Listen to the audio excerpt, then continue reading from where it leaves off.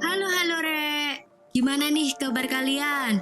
Semoga diberi kesehatan serta rezeki yang berlimpah. Ngomong-ngomong tentang film, kali ini Mimin mau ngebahas sebuah film yang mengisahkan tentang bahayanya radiasi nuklir jika terpapar oleh tubuh. Di mana film ini terinspirasi dari kejadian nyata yang pernah terjadi di Jepang tentang sebuah tragedi gempa bumi dan tsunami pada tahun 2011. Hal itu membuat lumpuh sistem reaktor nuklir mengakibatkan radiasi dan kerusakan lingkungan kala itu. Sebelum mulai ke alur filmnya, jangan lupa subscribe dulu Rek, biar Mimin makin semangat dan arek-arek tidak ketinggalan film-film terbaru lainnya. Mengisahkan Jahyuk, seorang pekerja mekanik di salah satu perusahaan pembangkit listrik tenaga nuklir di pesisir kota Busan. Meskipun begitu, Jahyuk tidak pernah nyaman dengan pekerjaannya karena tahu resiko dari terpapar nuklir sangat berbahaya. Suatu ketika, gempa terjadi mengakibatkan pembangkit listrik lumpuh. Radiasi nuklir mulai menjalar menuju kota. Jahyuk dihadapkan dengan pilihan yang sulit, memilih keluarganya hidup atau dirinya tetap hidup. Tidak usah berlama-lama, langsung saja kita masuk ke alur filmnya. Film dimulai dengan memperlihatkan masa kecil Jahyuk dengan teman-temannya, membahas tentang pembangkit listrik tenaga nuklir yang ada di desa mereka. Dan film pun dimulai.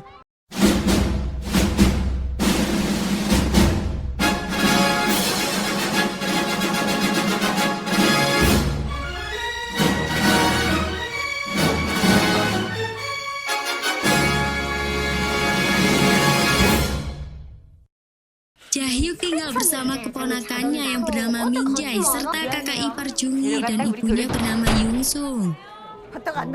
Semua rekan kerja Jahyuk termasuk teman masa kecilnya yang ada di panel awal film sering sarapan di kedai milik ibunya sebelum berangkat bekerja. Mereka semua bekerja di sebuah PLTN yang sama. Datang seorang wanita bernama Yeonji.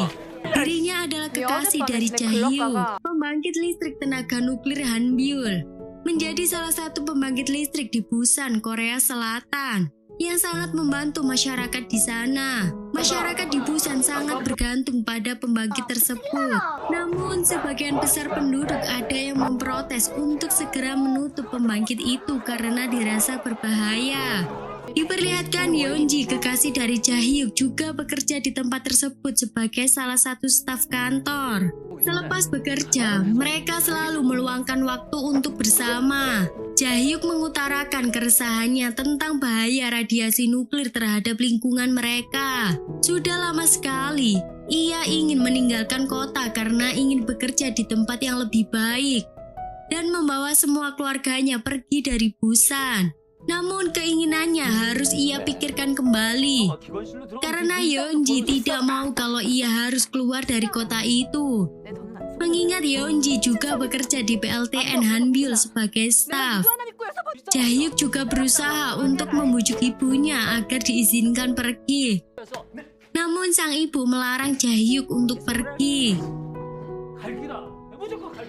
Suatu hari, direktur dari PLTN Hanbyul, Kim Pyung, mencoba untuk membujuk Presiden Kang Seo guna maintenance berkala karena usia PLTN yang sudah semakin tua. Namun informasi tersebut tertahan oleh seseorang Perdana Menteri, sehingga informasinya tidak sampai pada Presiden. Di malam yang sama, terlihat hewan-hewan mulai bertingkah aneh di seluruh penjuru kota, mengindikasikan akan adanya bahaya terjadi. Esok harinya, kakak ipar dari Jahyuk juga berusaha memberikan pengertian demi masa depan cucunya juga. Karena mengingat dulu kakak Jahyuk serta ayahnya tewas karena paparan radiasi nuklir saat bekerja di PLTN Hanbyul. Mertuanya sedikit marah dengan pernyataan Junghee. Presiden yang melihat tentang keanehan laporan perkembangan PLTN Hanbyul segera memanggil Perdana Menterinya.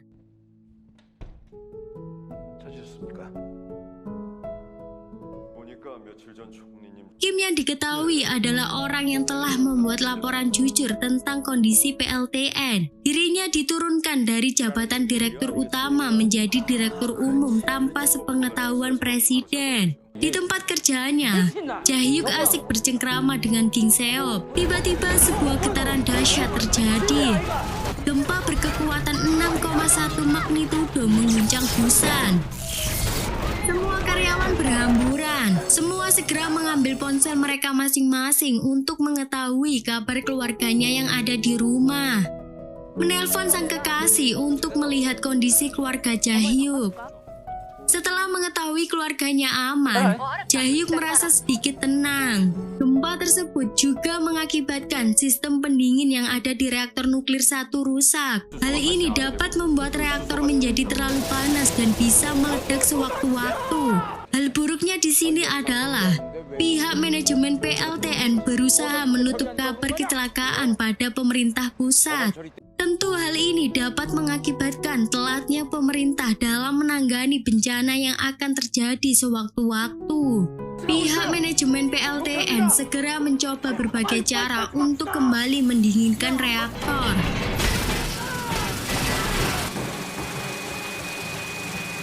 Hal ini membuat para pekerja harus mempertaruhkan keselamatannya mengingat bahayanya radiasi nuklir. Naas, tidak ada seorang pun yang mau kembali ke posnya masing-masing. Ini karena mereka tahu apabila mereka kembali, mereka akan tewas perlahan akibat terpapar radiasi. Persis seperti yang terjadi belasan tahun lalu. Ketika kecelakaan bocornya radiasi nuklir yang membuat ayah dan kakak dari Jae-hyuk tewas. PLTN Hanbyul dalam keadaan berbahaya. Semua orang berusaha keluar. Berita soal bocornya reaktor nuklir dengan cepat tersebar. Presiden dan semua tim kepresidenan berkomunikasi dengan pihak PLTN Hanbyul untuk mencari jalan keluar. Di saat yang bersamaan, kepanikan pun terjadi. Tekanan panas reaktor 1 PLTN Hanbyul semakin tinggi, membuat kartu pendingin rusak karena terlalu panas untuk dapat diperbaiki tepat waktu. Sebelum akhirnya reaktor 1 PLTN Hanbyul meledak melepaskan radiasi tingkat tinggi.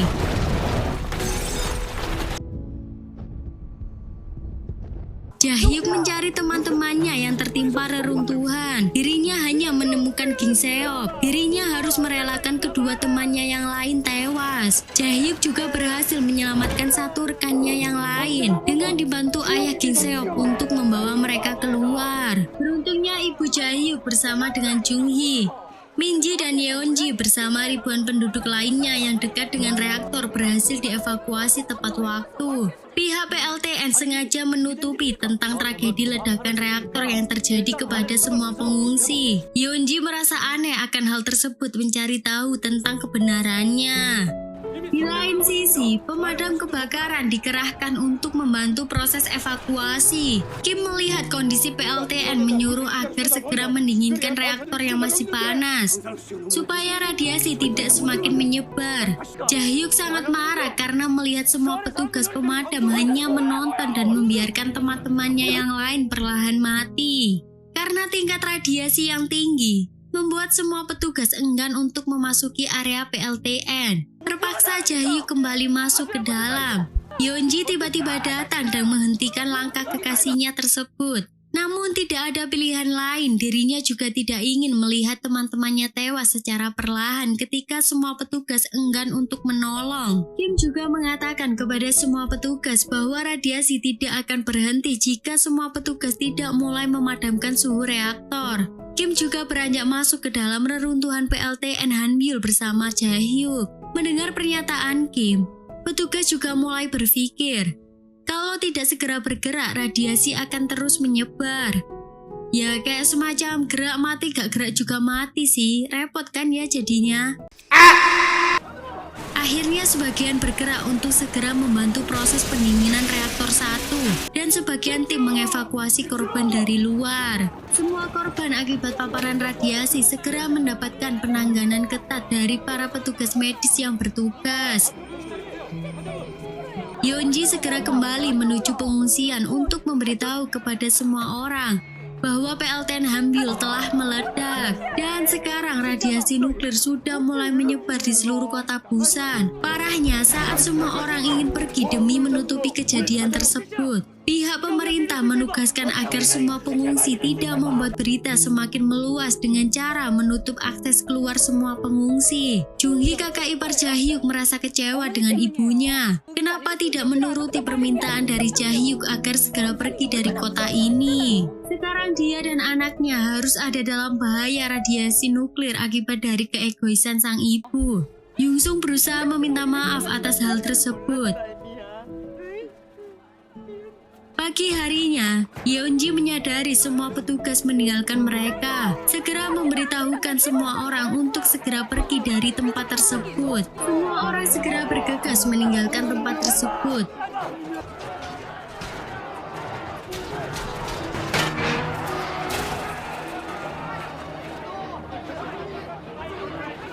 Namun kemacetan di sepanjang jalan membuat jalan mereka terhambat. Semua orang melihat berita dan mengetahui fakta bahwa pemerintah berusaha menutup kejadian ini, membuat semua orang geram. Melihat radiasi semakin mendekat dan kemacetan terus menjalar, tidak ada pilihan lain, semua orang memilih untuk jalan kaki berharap dapat menghindari radiasi. Di pabrik memperlihatkan petugas pemadam menyiramkan air berharap reaktor kembali stabil. Jaehyuk bersama Kim berusaha bertahan dari paparan radiasi. Hingga saat Jaehyuk kembali masuk untuk menyelamatkan sisa teman-temannya, dirinya ambruk dengan banyak darah keluar dari mulutnya. Jaehyuk segera dibawa menuju rumah sakit. Semua petugas yang melihat kegigihan Jaehyuk segera masuk dan menggantikan dirinya untuk menyelamatkan sisa orang yang ada di dalam. Kim merasa proses pendinginan reaktor 1 berjalan sangat lambat karena pihak dari pusat menyuruh agar tidak menggunakan air laut yang melimpah. Alasannya karena mereka takut air laut dapat membuat besi yang ada di dalam menjadi mudah berkarat, menyebabkan kerugian semakin besar di perusahaan. Kim sangat muak dengan hal tersebut. Mereka merelakan banyak nyawa hanya demi kepentingan satu pihak. Di sini malah si Perdana Menteri menyuruh agar bawahannya menutupi bahwa akan terjadi ledakan kembali di reaktor 2. Justru sesuatu yang tidak diharapkan dari si Perdana Menteri bajingan ini. Bawahannya malah memberitahukan fakta yang sesungguhnya, kalau reaktor 2 telah terjadi kebocoran dan akan meledak seperti reaktor 1. Hal ini juga akan lebih memperparah kondisi di seluruh Korea. Wah, mantap sih mas, gak gila harta juga. Semua pemadam kebakaran yang bertugas di area tersebut ambruk satu persatu karena radiasi nuklir. Sampai pagi tiba, Kim pun berusaha membawa rekan-rekannya satu persatu keluar. Dirinya mulai merasakan efek radiasi menjalar ke seluruh tubuhnya. Bahkan sebagian dokter dan perawat meninggalkan rumah sakit tanpa memperdulikan semua pasien yang ada di dalam. Semua sektor usaha di negara Korea lumpuh total. Harga saham mulai anjlok. Stigma negatif negara Korea mulai bermunculan. Kang Seok mendapat sebuah kabar bahwa Kim bukan lagi orang yang berwenang di PLTN Hanbiul. Kim mendapat panggilan dari presiden, menjelaskan semua kronologinya. Presiden yang sudah mengetahui semua fakta secara tegas mengambil alih semua perintah. Menyuruh agar semua petugas mengambil air dari laut agar efisien waktu. Semua orang segera bergerak dengan cepat. Perlahan suhu reaktor turun drastis. Masalah baru kembali muncul ketika melihat retakan di bawah pendingin reaktor 2 semakin melebar. Satu-satunya jalan adalah membuat wadah baru untuk batang bahan bakar tersebut supaya tidak bocor kembali. Presiden berpidato untuk meminta tolong agar ada relawan yang rela membantu demi keselamatan semua orang. Naas, tidak ada satupun yang mau untuk membantu membuat wadah baru tersebut. Karena hal tersebut sama saja dengan bunuh diri. Namun setelah penuh pertimbangan, Jaehyuk bersama rekan-rekannya mau untuk melakukannya demi menyelamatkan semua orang. Sebelum menjalankan misi, Jaehyuk menelpon pacarnya dan mengatakan dirinya akan kembali bersama rekan-rekannya untuk memperbaiki reaktor. Mengetahui hal tersebut, Yeonji berusaha agar semua orang tidak semakin cemas dengan mengatakan kondisi Jaehyuk baik-baik saja. Semua orang berangkat kembali menuju lokasi PLTN Hanbyul, melewati desa mereka yang sudah porak-poranda, membuat Jaehyuk teringat akan masa kecilnya.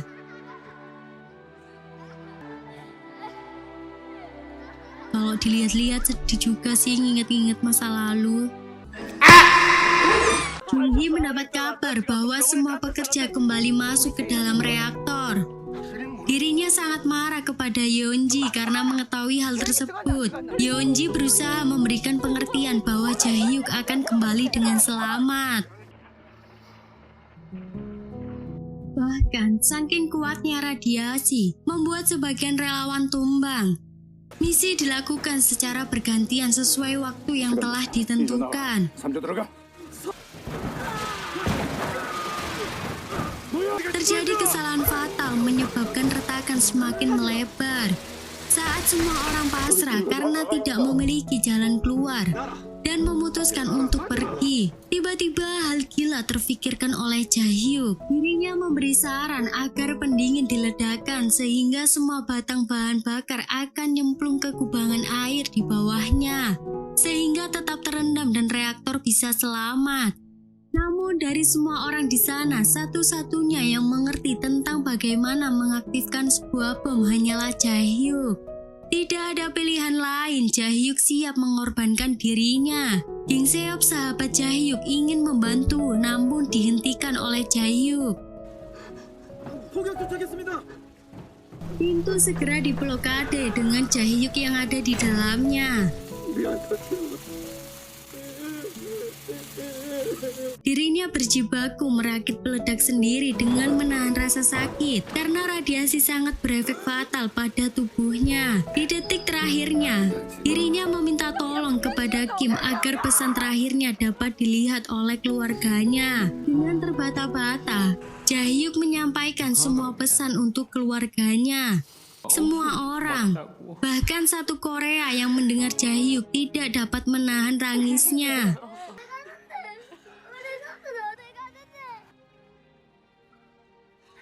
내가 뭘 잘못했다고.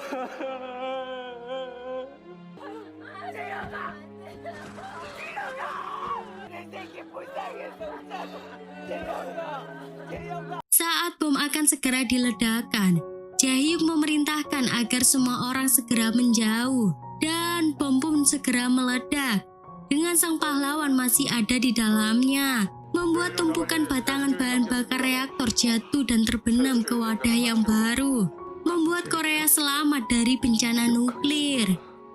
Setelah beberapa tahun berlalu, pada akhirnya semua pekerja yang selamat tetap akan menjemput ajal mereka akibat dari paparan radiasi. Semua warga pesisir sudah memiliki tempat perlindungan yang baru. Seperti yang dikatakan pahlawan kita Jaehyuk di akhir panel. Kotak Pandora sudah terbuka, meskipun di dalamnya terdapat bencana dan penderitaan. Namun setidaknya masih ada harapan. Dan film pun tamat. Menurut Mimin Shireo, film Pandora ini menunjukkan bagaimana sisi buruk manusia ketika mereka terdesak dalam situasi tertentu. Kayak misalnya sifat egois, munafik, manipulatif, dan semua hal-hal buruk akhirnya pun tetap aja terbongkar. Dalam film ini, Park Jung-woo selaku sutradara sukses banget sih memasukkan sisi-sisi asli dari manusia tersebut dan membuat kita gemes pengen remes jadinya. Apalagi ketika para pengungsi dikunci di stadium oleh pihak berwenang karena mereka tidak mau tanggung jawab atas keributan yang terjadi. Itu gila banget sih, Rek. Masa orang hidup-hidup itu dikunci terus ditinggal lari gitu aja nggak dibebasin. Karena filmnya cukup menguras air mata, jadi Mimin kasih nilai 11/10. Oke, buat arek-arek saya ucapkan terima kasih karena sudah menonton. Jika ada kurang atau lebihnya mohon maaf.